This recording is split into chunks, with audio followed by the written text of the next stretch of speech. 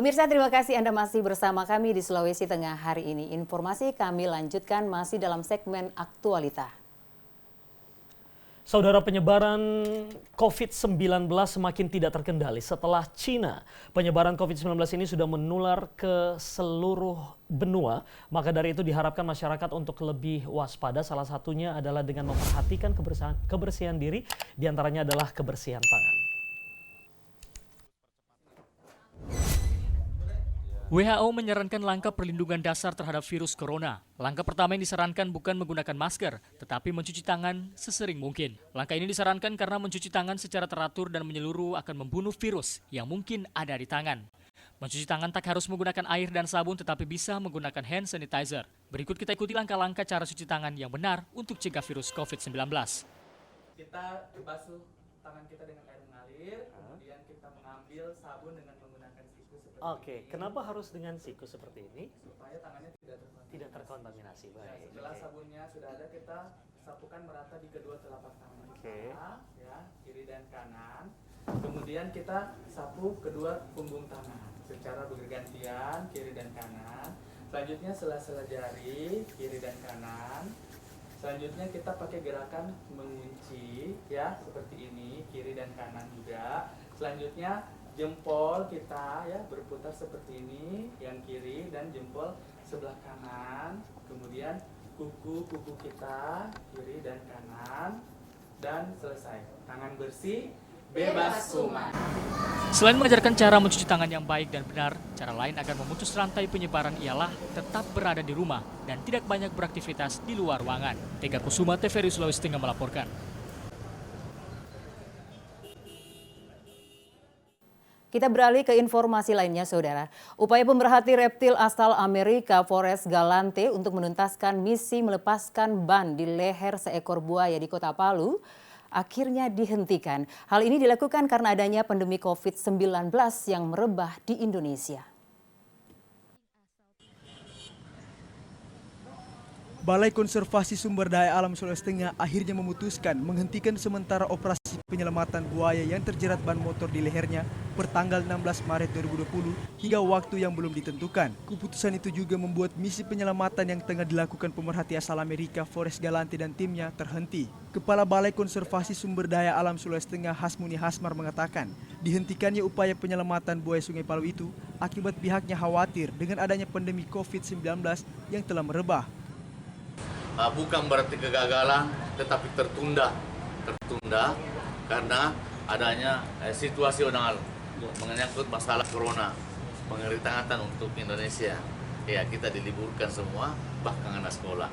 Nah, itu kira-kira. Jadi bukan faktor kerjasamanya tidak ada, tetap kerjasama tetap berlanjut, cuma faktor ditunda. Situasi dan kondisi saat ini mengenai masalah kesehatan, virus. Sementara itu, ahli reptil asal Amerika Forrest Galante mengaku sangat memahami langkah yang diambil oleh BKSDA Sulawesi Tengah karena hak itu untuk kepentingan bersama, sehingga dirinya memutuskan untuk kembali ke negaranya hingga permasalahan COVID-19 telah teratasi. They've just been very, very helpful and wonderful to work with, and it's been great. But unfortunately, because of the coronavirus, all operations have been shut down, including my attempts at the crocodile. So Mr. Jokowi, if you're listening, you give me a call and let me know it's okay. I'll keep going. But otherwise, I'm going to have to return to the United States because of the coronavirus outbreak.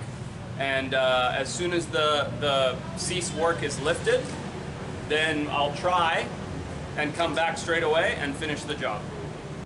Diketahui penyelamatan buaya di Sungai Palu ini telah beberapa kali dilakukan, baik dari pemerhati dalam maupun luar negeri. Namun hingga kini penyelamatan terhadap hewan buas berdarah dengan itu masih nihil. Rian Saputra, kontributor TVRI Sulawesi Tengah. Saudara, meskipun pemerintah Sulawesi Tengah resmi mengeluarkan kebijakan libur sekolah dan status social distancing, namun aktivitas di pasar tradisional tetap normal seperti biasa. Pemerintah Provinsi Sulawesi Tengah saat ini terus melakukan upaya agar penyebaran COVID-19 tidak masuk ke Provinsi Sulawesi Tengah, yaitu meminta para bupati wali kota untuk menyurati pemilik tempat wisata hiburan dan tempat aktivitas umum lainnya. Namun demikian untuk sejumlah tempat pasar tradisional di Kota Palu masih tetap berjalan, walaupun pengunjung dapat dikatakan agak berkurang. Dari pantauan tim liputan TVRI Sulawesi Tengah, para pengunjung sangat berhati-hati untuk menghindari penyebaran virus COVID-19 walaupun di wilayah Kota Palu belum ada yang dinyatakan positif. Untuk mengantisipasi hal tersebut, mereka menggunakan masker juga menjaga jarak antar individu di lokasi keramaian pasar. Karena merebaknya isu corona yang sekarang kita rasakan, ya bukan hanya di Kota Palu tapi seluruh dunia. Jadi mungkin saran saya di tempat keramaian seperti ini boleh memakai masker, terus agak berjaga jarak dengan orang lain. Iya, cuci tangan dulu sebelum makan tuh. Supaya sehat, bersih. Pengunjung dan pedagang pun mengaku sangat berhati-hati saat melakukan transaksi dengan menggunakan uang untuk mencegah penyebaran virus mematikan itu, yaitu dengan menggunakan hand sanitizer dan mencuci tangan setiap saat ketika seringkali ada transaksi menggunakan uang yang ada di pasar. Tiro Lembah, TVRI Sulawesi Tengah melaporkan. Baik pemirsa, Sulawesi Tengah hari ini kami lanjutkan dalam segmen advertorial berikut ini.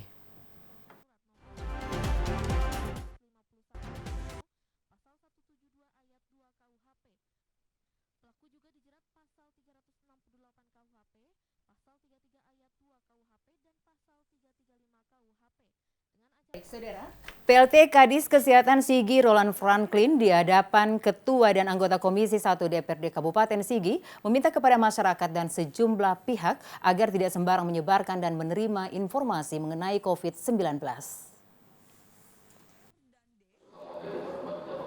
Di saat rapat kerja bersama mitra Komisi 1 DPRD Kabupaten Sigi bersama Dinas Kesehatan Kabupaten Sigi dan Rumah Sakit Turabelo Sigi, PLT Kadis Kesehatan Sigi Roland Franklin meminta kepada sejumlah pihak, baik dari pemerintah maupun masyarakat, agar bisa menerima informasi secara valid dari Kementerian Kesehatan RI maupun Dinas Kesehatan Kabupaten Sigi. Roland Franklin juga berharap agar masyarakat tidak mudah menyimpulkan istilah medis seperti isu yang berkembang di media sosial bahwa ada masyarakat Sigi yang suspek COVID-19, masyarakat hanya menerima informasi mengenai terkena virus COVID-19. Ini kita sampaikan kepada teman-teman di Puskesmas bahwa apabila belum ada kepastian itu jangan memberikan informasi kepada masyarakat, karena bahasa suspek ini untuk masyarakat belum terlalu familiar, mungkin ada beberapa lapisan yang tidak paham. Kalau dibilang suspek coronavirus sampai di masyarakat hanya coronavirus saja, hanya coronanya, suspeknya sudah hilang. Ini yang terus kami tekankan, hal-hal yang boleh atau tidak boleh, karena bahasa-bahasa yang bahasa medis atau apapun itu kadang ketika bawah itu belum dipahami secara baik oleh masyarakat. Masyarakat diharapkan untuk tetap tenang dalam menghadapi perkembangan virus COVID-19 ini. Masyarakat juga diminta agar tidak mudah menerima informasi mengenai COVID-19 dari media sosial yang tidak terpercaya. Tika Kusuma, TVRI Sulawesi Tengah.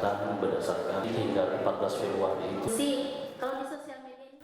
Sementara itu, Saudara, Badan Narkotika Nasional BNN Provinsi Sulawesi Tengah melaksanakan asistensi penguatan pembangunan berwawasan anti narkoba dan pembentukan relawan kepada instansi pemerintah swasta, BUMN, dan lingkungan pendidikan Provinsi Sulawesi Tengah. Kondisi bangsa saat ini menegaskan bahwa bangsa Indonesia darurat narkoba, sehingga dibutuhkan usaha yang serius untuk menekan peredaran gelap narkoba di masyarakat, termasuk di Sulawesi Tengah.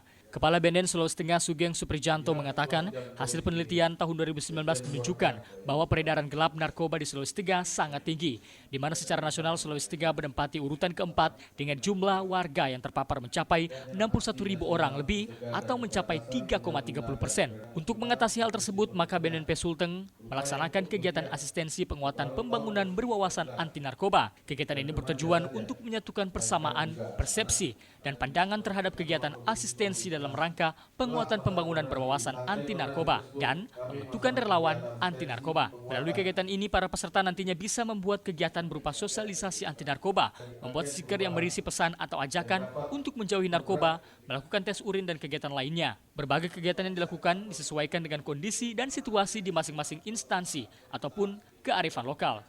Made TVRI Sulawesi Tengah melaporkan.